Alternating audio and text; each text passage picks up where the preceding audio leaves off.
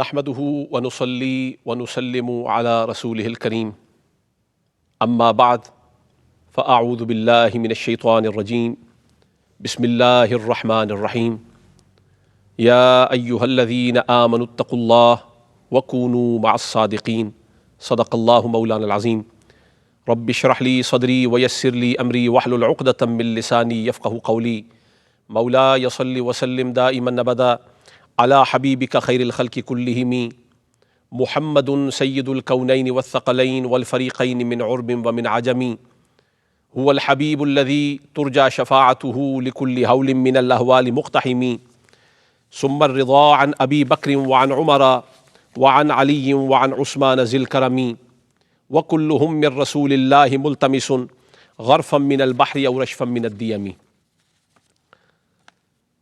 معزز ناظرین کرام، اللہ تعالیٰ کی توفیق خاص کے ساتھ ہم حضرت خواجہ معین الدین حسن سنجری رحمۃ اللہ تعالیٰ علیہ کے ذکر جمیل کے ساتھ اپنے قلوب و اذہان کو منور کر رہے ہیں، اور ہم نے یہ ذکر کر لیا کہ اللہ تعالیٰ نے آپ کو کن راہوں سے گزار کر اپنے مرشد کامل حضرت خواجہ عثمان ہارونی یا حضرت عثمان ہرونی تک پہنچایا۔ اللہ تعالیٰ کا حکم ہے کہ اے ایمان والو، اللہ سے ڈرو اور سچوں کے ساتھ ہو جاؤ۔ انہی سچوں کی تلاش کرتے ہوئے حضرت خواجہ معین الدین حسن سنجری رحمۃ اللہ تعالی علیہ آخر کار اپنے مرشد حضرت خواجہ عثمان ہرونی رحمۃ اللہ تعالی علیہ کے حضور پہنچ گئے۔ آپ کی بارگاہ میں جب آئے تو خود حضرت معین الدین حسن سنجری رحمۃ اللہ تعالی علیہ اپنی بیعت کے واقعے کو، وہ ملفوظات جو ان کے مرشد کے ملفوظات ہیں، جسے انیس الارواح کے عنوان کے ساتھ وہ طبع کیا گیا، اس میں یہ ملفوظات موجود ہیں اور یہ بات موجود ہے۔ آپ فرماتے ہیں کہ جب میں مرشد کی بارگاہ میں آیا تو آپ نے مجھے 2 گانا یعنی 2 رکعت نماز نفل ادا کرنے کا حکم فرمایا۔ جب میں نماز ادا کر چکا تو میرے مرشد نے مجھے قبلہ رو ہو کر 2 زانو بیٹھنے کا حکم فرمایا، اور پھر اپنے ہاتھوں میں میرے ہاتھ کو لیا اور آسمان کی طرف نظر اٹھا کر میرے مرشد حضرت خواجہ عثمان ہارونی رحمۃ اللہ تعالی علیہ نے ارشاد فرمایا کہ میں نے تجھے رب کی بارگاہ میں واصل کر دیا، میں نے تجھے رب سے ملا دیا۔ اور پھر آپ فرماتے ہیں کہ مجھے مسلسل 1 دن اور 1 رات مختلف اوظاف، اوراد، وظائف اور محنت سے میرے مرشد نے گزارا۔ دوسرا دن آیا تو پھر مجھے 2 زانو بٹھایا اور قبلہ رو فرمایا، اور قبلہ رو فرما کے آپ نے فرمایا آسمان کی طرف نظر اٹھا۔ آپ نے آسمان کی طرف نظر اٹھائی تو آپ نے فرمایا کہاں تک دیکھتا ہے؟ تو حضرت خواجہ معین الدین حسن سنجری رحمۃ اللہ تعالی علیہ آپ ارشاد فرماتے ہیں کہ شیخم، میں عرش اولا تک دیکھ رہا ہوں۔ اور پھر مرشد نے فرمایا کہ زمین کی طرف نظر دوڑا۔ آپ نے نیچے کی طرف دیکھا، پوچھا کیا دیکھتا ہے؟ عرض کیا حضور تحت الثری تک دیکھ رہا ہوں۔ یعنی آپ کی نگاہ بصیرت والی، آپ کا باطن روشن ہو گیا۔ ایک ہی دن کی مشقت، ایک ہی دن کی محنت اور عرق ریزی، اوراد اور وظائف، یہ نہیں بلکہ مرشد کی نگاہ نے حضرت خواجہ معین الدین اجمیری کو ایک ہی دن رات کے اندر اس قابل بنا دیا کہ نگاہیں عرش اولا تک دیکھ رہی ہیں، نگاہیں تحت الثری تک دیکھ رہی ہیں۔ یہ مرشد کی نگاہ ہے۔ تو اسی لیے کسی نے کہا نگاہ ولی میں یہ تاثیر دیکھی، بدلتی ہزاروں کی تقدیر دیکھی۔ یہ نگاہ مرشد ہے، یہ نگاہ شیخ ہے۔ پھر آپ نے فرمایا تو جس کام کے لیے آیا تھا تیرا کام ہو گیا۔ اور قریب ہی ایک اینٹ پڑی تھی، آپ نے فرمایا اس اینٹ کو اٹھا۔ اس کو اٹھایا گیا تو نیچے سے کچھ دینار نکلے۔ حضرت خواجہ عثمان ہارونی رحمۃ اللہ تعالی علیہ آپ نے فرمایا معین الدین، ان دیناروں کو اٹھاؤ اور جا کے درویشوں میں اس کو صدقہ کر دو، بانٹ دو۔ یعنی یہ شکرانہ تھا، وہ شکرانے کے لیے دینار بھی مرشد عطا فرما رہے ہیں۔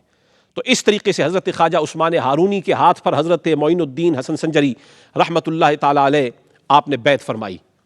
اور روایات کے اندر یہ آتا ہے کہ 20 سال تک حضرت سیدنا معین الدین حسن سنجری رحمۃ اللہ تعالی علیہ اپنے مرشد حضرت خواجہ عثمان ہارونی کی صحبت میں رہے، ان کی سنگت میں رہے، ان کی تربیت میں رہے۔ اور جب ظاہری، باطنی، اخلاقی، روحانی اور ایمانی کمالات کی بلندی پر پہنچ گئے تو مرشد نے ایک دن ہاتھ پکڑا اور کہا رب کے حرم کی زیارت کو چلتے ہیں، مصطفیٰ کے حرم کی زیارت کو چلتے ہیں۔ ساتھ لیا اور کعبہ شریف میں پہنچے۔ طواف کے بعد حتیم میں کھڑے ہو کر حضرت عثمان ہارونی رحمۃ اللہ تعالی علیہ نے ہاتھ پکڑا اور پکڑ کر عرض کیا مولا میں نے معین الدین کو تیرے سپرد کیا، تو آواز آئی، ہم نے معین الدین کو قبول کیا، ہم نے معین الدین کو قبول کیا۔ میں اس مقام پر اپنے سننے والوں کو اور دیکھنے والوں کو ٹھہرانا چاہتا ہوں، آج جس دور میں ہم رہ رہے ہیں، ہم سے لوگ یہ سوال کرتے ہیں یہ آواز کہاں سے آئی، کس نے سنی؟ اور اس طرح کی بات جس میں قیلا، کہا گیا، سنا گیا، آواز آئی، کسی نے کہا، ان روایات کو قبول نہیں کیا جاتا۔ لیکن یہاں پر میں یہ بات کہنا چاہتا ہوں، ہمارے کانوں کی حالت اور ہے، کیفیت اور ہے، اللہ والوں کے کانوں کی کیفیت اور ہے، ان کی حالت اور ہے۔ جو محنت کرتے ہیں، مشقت کرتے ہیں، جو مرشد کی نگاہ پا جاتے ہیں، ان کی نگاہ کا یہ عالم اور ہوتا ہے، ان کی سماعت کا عالم اور ہوتا ہے۔ اور اٹھائیے وہ حدیث شریف جس میں حضرت ابو ہریرہ رضی اللہ تعالیٰ عنہ ارشاد فرما رہے ہیں، قال رسول اللہ صلی اللہ علیہ وسلم، حضور نے فرمایا کہ ان اللہ تعالیٰ قال، اللہ یہ ارشاد فرماتا ہے، گویا یہ حدیث قدسی ہے کہ من عاد لی ولیا، جس نے میرے ولی سے دشمنی مول لی، فقد آذنتہ بالحرب، میں اس سے اعلان جنگ کرتا ہوں، یعنی اللہ اس سے اعلان جنگ کرتا ہے۔ وما تقرب الی عبدی بشیء احب الی مما افترضت علیہ، اور اللہ فرما رہا ہے میرا بندہ میرے قریب کسی اور شے سے اتنا زیادہ نہیں ہو سکتا جتنا وہ فرائض کے ذریعے سے، یعنی فرائض کی ادائیگی سے میرے قریب ہوتا ہے، اتنا کسی اور عمل سے قریب نہیں ہوتا۔ لیکن وما یزال عبدی یتقرب الی بالنوافل، اور ہمیشہ میرا بندہ نوافل جب ادا کرتا ہے، یعنی فرائض کے علاوہ نوافل جب ادا کرتا ہے، نفلی عبادات کرتا ہے، وہ میرے قریب ہوتا رہتا ہے، میرا قرب پاتا ہے، حتی احبہ، حتیٰ کہ میں اس سے محبت کرتا ہوں، وہ میرا محبوب بن جاتا ہے۔ فکنت سمعہ الذی یسمع بہ، اور اللہ فرما رہا ہے میں اس کے کان بن جاتا ہوں جن سے وہ سنتا ہے۔ وبصرہ الذی یبصر بہ، اور فرمایا میں اس کی آنکھ بن جاتا ہوں جن سے وہ دیکھتا ہے۔ ویدہ التی یبطش بہا، میں اس کے ہاتھ بن جاتا ہوں جن سے وہ پکڑتا ہے۔ والرجلہ التی یمشی بہا، اور اس کے پاؤں بن جاتا ہوں جن سے وہ چلتا ہے۔ اب اس کی تشریح میں محدثین نے یہ بتایا ہے کہ جب بندہ اللہ کا محبوب ہو جائے، وہ اللہ کو مناتے مناتے اللہ کے اتنے قریب ہو جائے، پھر یہ مقام مل جاتا ہے کہ اس کے کان کوئی ایسی بات سنتے ہی نہیں جو رب نہیں چاہتا، ہر وہ بات سنتا ہے جو رب چاہتا ہے۔ وہ قدرت کی آوازیں سنتا ہے، اس کی آنکھیں وہ دیکھتی ہیں جو رب چاہتا ہے، اور اس کے ہاتھ وہ پکڑتے ہیں جو رب چاہتا ہے، اس کے قدم ادھر بڑھتے ہیں جو رب چاہتا ہے، جہاں رب اس کو لے جانا چاہتا ہے۔ یہ مقام و مرتبہ ہے کہ حرم شریف کے اندر حضرت عثمان ہارونی نے اپنے مرید کامل کو جب رب کی بارگاہ میں پیش کیا تو آواز آئی، ہم نے معین الدین کو قبول کیا۔ یہ آواز غیروں کو نہیں آتی، یہ آواز ان کو آتی ہے جنہوں نے یہ منزل طے کی ہو، جنہوں نے محنت کی ہو، جنہوں نے مشقت کی ہو، جنہوں نے رب کو منایا ہو، جنہوں نے اپنے نفس کے سودے کو ایک طرف رکھا ہو اور رضائے مولا کو اپنے لیے ترجیح کا درجہ دیا ہو، انہیں رب تعالیٰ یہ سماعت عطا فرماتا ہے کہ پھر آوازیں ان کو آیا کرتی ہیں۔ حضرت خواجہ عثمان ہارونی نے جب پیش کیا تو یہ آواز آئی، اور حضرت معین الدین حسن سنجری نے اس کو سنا۔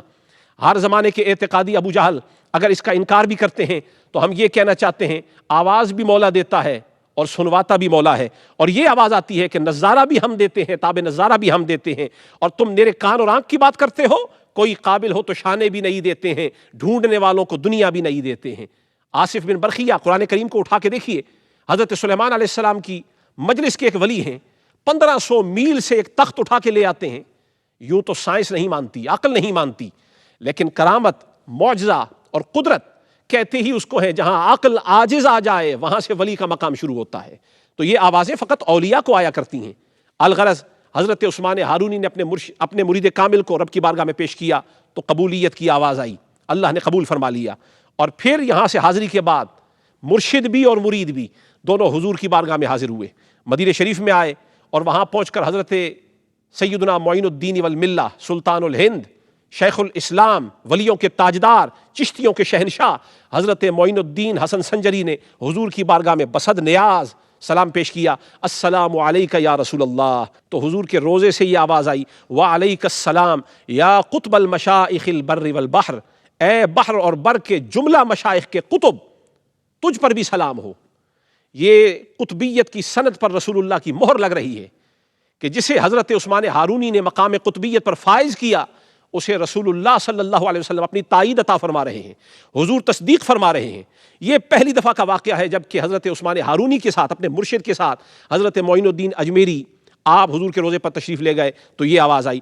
لیکن ایک دوسری روایت کے اندر آتا ہے کہ آپ اپنے مرید کامل حضرت قطب الدین بختیار کاکی رحمۃ اللہ تعالیٰ علیہ ان کو ساتھ لے کر حرم شریف کی زیارت کے لیے گئے، تو ایک بار پھر وہاں سے ان کے لیے ندا آئی، اور جب حضور کی جالی کے سامنے پہنچے تو یہ آواز آئی، اے معین الدین، تو میرے دین کا معین ہے، تو میرے دین کا معین ہے۔ معلوم یہ ہوا کہ حضرت سید حسن، جن کا خاندانی نام تو حسن ہے جو والدین نے رکھا، لیکن معین الدین یہ حضور کا عطا کردہ نام ہے۔ ہم جو ان کو معین الدین کہتے ہیں خود سے خود نہیں کہتے، یہ من گھڑت بات نہیں ہے، بلکہ حضرت سید حسن جو حضرت امام حسین کی لڑی سے ایک سید زادے ہیں، انہیں معین الدین کا لقب خود رسول اللہ نے عطا فرمایا ہے۔